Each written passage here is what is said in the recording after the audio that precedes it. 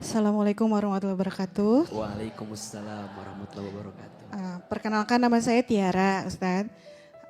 Saya mau bertanya, kenapa hidup itu ujiannya terus bertubi-tubi ya Ustadz? Jadi saya menikah dengan suami itu karena ta'aruf, karena Allah. Awal pernikahan itu saya keguguran Ustadz. Akhirnya saya resign dari pekerjaan dan promil. Dalam waktu 5 tahun pertama itu kami dikaruniai 3 orang anak, tapi karena yang bekerja itu suami aja, jadi hidup kami tuh pas-pasan Ustadz. Suami saya mengajarkan saya untuk sabar, menerima semuanya ini dengan ikhlas, ini rezeki dari Allah gitu. Tapi qadarullah ketika usia pernikahan ke-6, ke-7, suami saya mengalami penyakit Ustadz. Awalnya dia di PHK dulu tahun 2023, kemudian kecelakaan. Dari kecelakaan itu divonis penyakit langka, yaitu pengeroposan tulang seluruh badan yang akibatnya mengalami penyusutan sebanyak 20 cm tinggi badannya Ustaz. Komplikasi juga ginjal, jantung, dan infeksi paru-paru. Akhirnya dia harus cuci darah 2 kali seminggu. Kami bolak-balik ke rumah sakit. Qadarullah 40 hari sebelum pernikahan yang ke-8, beliau dipanggil oleh Allah kembali ke rahmatullah. Saya ingin bertanya Ustadz, kenapa pilihan hidup saya dan suami karena Allah itu terus ujiannya itu bertubi-tubi ya Ustadz? Setelah 30 hari suami meninggal itu, mama saya meninggal juga Ustadz. Di mana kondisinya sebelumnya mama saya itu tinggal bersama kami karena ayah sudah meninggal. Beliau mengalah karena suami saya sakit, pulang ke rumahnya bersama kakak saya. Saya tidak ada waktu untuk menemani beliau di rumah sakit mama saya karena kena cancer liver.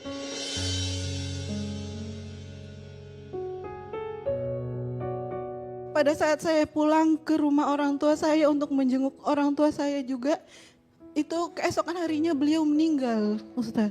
Saya merasa bersalah, apakah saya menjadi anak yang durhaka kepada orang tua ketika saya tidak bisa menemani beliau ketika sakit, Ustaz. Terima kasih. Baik Bunda, izin mau tanya boleh sedikit? Boleh Ustaz. Gimana anak-anak waktu melihat kondisi almarhum ayahnya waktu sakit? Anak-anak selalu, anak pertama saya itu merasa bersalah Ustaz. Karena awal sakit kan beliau kecelakaan dulu. Kecelakaan itu mau mengantarkan anak saya ke sekolah. Jadi anak saya merasa bersalah gara-gara saya ya Abi jadi sakit terus nggak sembuh-sembuh gitu Ustaz. Jadi dia ada rasa bersalah anak pertama. Dan kedua yang ketiga tuh selalu nanya, Uma, Abi kapan sehatnya ya? Aku ingin main sama Abi, aku mau berenang sama Abi lagi gitu.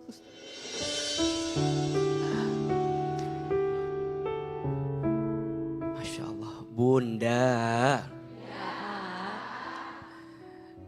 Ahilman akan menjawab pertama dengan satu hadis riwayat Imam Bukhari dan Muslim. Rasulullah Shallallahu Alaihi Wasallam pernah bersabda, tidak ada seorang Muslim pun yang tertimpa suatu penyakit, kesedihan, kekecewaan, bahkan duri yang pernah menusuk kakinya, kecuali Allah akan menghapuskan dengannya sebagian dosa yang pernah dilakukannya. Maka mohon maaf, untuk kita yang sedang sakit, untuk kita yang sedang diuji, percayalah, kalau kita sabar, kalau kita ridha menerima ujian itu, Allah sedang menghapuskan setiap dosa yang pernah kita lakukan. Maka mohon maaf, untuk kita yang sedang sakit, dan keadaan sakitnya membuat kita lebih dekat dengan Allah, justru kita lebih beruntung dan lebih bahagia dibanding mereka yang sehat. Tapi sehatnya tidak jadi jalan buat mendekat kepada Allah Subhanahu wa ta'ala. Maka bunda, jangan pernah merasa ujian itu adalah cara Allah membenci bunda. Jangan merasa bunda Allah marah sama bunda dengan sakit, jangan. Mulai hari ini tataplah semua ujian itu adalah cara Allah mencintai hambanya. Cara Allah mencintai bunda. Suami sakit, kemudian suami wafat, kemudian ibu juga menyusul wafat. Allah yang menitipkannya lebih sayang kepada yang dititipkannya. Betul? Serahkan semua sama Allah. Yakin Allah tidak mungkin meletakkan sesuatu yang bikin kita sakit kecuali Allah menyiapkan banyak kebaikan. Genggam tangan anak-anak, melangkah lagi, sabar. Salam buat anak-anak, tetap kuat dan tegar.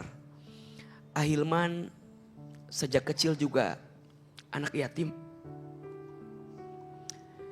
Saya ditinggal ayah saya ketika saya kecil.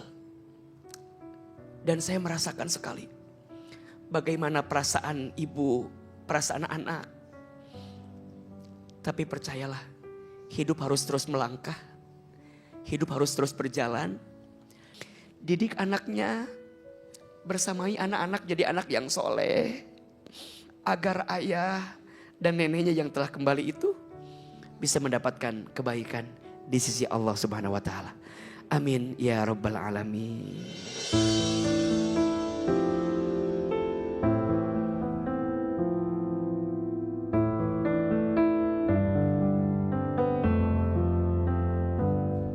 Jadi kayak, Abi mana ya?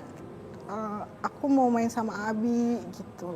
Kalau yang kecil tuh masih menganggap Abinya tuh ada di rumah sakit gitu. Jadi dia masih belum paham kalau Abinya gak akan pernah kembali lagi gitu. Hidup saya untuk anak-anak saya sekarang sampai berapa lama lagi sih di dunia ini gitu. Jadi gak mau menyerah gitu. Alhamdulillah dapat kekuatan ya dari Ustadz ya. Terus juga Ustadz juga menjadi contoh buat saya sebagai orang tua. Optimis punya anak-anak yang soleh dan solehah kan. Karena Ustadz juga bilang dia yatim sejak kecil gitu. Berarti kan ada harapan lah bagi saya untuk mendidik anak-anak saya jadi anak-anak yang soleh dan solehah.